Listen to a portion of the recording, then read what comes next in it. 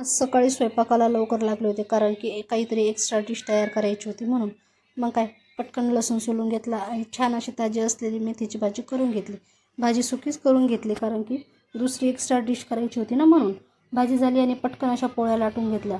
आता या गरमागरम पोळ्या पाहून मला तर अगोदरच भूक लागली, पण काय करायचं, डिश बनवायची आहे ना. आता एक्स्ट्रा डिश बनवायची म्हटलं की माझी तर नुसतीच धावपळ उडालेली असते.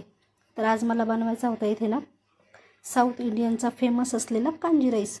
हा कांजी राईस नेमका कुणी कुणी ट्राय केला आहे ना तो मला नक्की सांगा.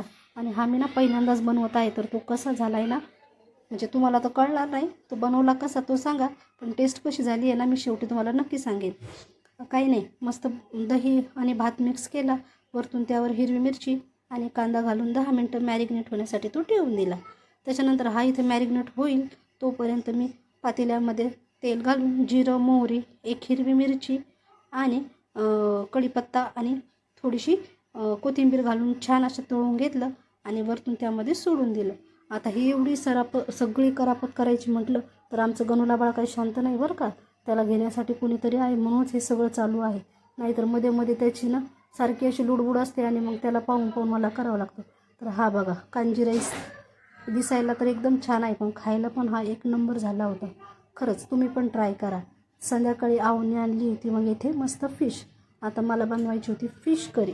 तर यासाठी मी फिश मस्त स्वच्छ अशी एका पाण्यात धुवून घेतली आणि नंतर हळद आणि आपल्या लिंबाचं पाणी टाकून छान माशी अशी स्वच्छ धुवून घेतली आणि वरतून मीठ आणि हळद टाकून माशी थोड्या वेळ मॅरिनेट होण्यासाठी ठेवून दिली, जेणेकरून पूर्ण मसाला माझा तयार होईल तोपर्यंत ही माशी आता छान अशी मीठ आणि हळदीच्या पाण्यात मुरून राहील. आता इथे माझं निवांतात काही स्वयंपाक चालू नाही बरं का. माझं गणूला बाळ मध्ये मध्ये म्हणजे त्याला झोका देणं आणि माझं काम सुरूच आहे. त्याच्यासाठी इथे पप्पाने आणलं होतं ते चिकन, तर त्याला देखील चिकन सूप करून ठेवलं आणि आमच्या इथे भाजीचा छान असा बेत चालू आहे. आता भाजीसाठी मी नेमके कोणते मसाले वापरते हे तुम्हाला तर माहीतच आहे. सगळे मसाले मी घेतले, ते छान मिक्सरमध्ये काढून घेतले आणि छान तेलामध्ये फ्राय करून घेतले आणि आपली माशी आहे ची भाजी तयार आहे. छान जेवण केलं आणि रात्री बघा हा मी उठलो आहे ह्या वेळेला. का उठलो आहे, कारण आमचं आलं होतं पाणी. आता तुमचं देखील ह्याच वेळेला पाणी येतं का मला कमेंटमध्ये नक्की सांगा. आमचा पाणीवाला बाबा एवढा हुशार आहे, तो फक्त मेसेज टाकतो की पाणी येणार आहे.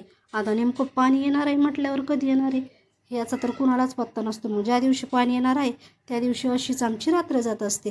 झोपायचं उठायचं झोपायचं उठायचं. मग काय पाणी भरलं आणि पाणी भरेपर्यंत हा टाईम झाला होता. भेटूया पुढच्या व्हिडिओ.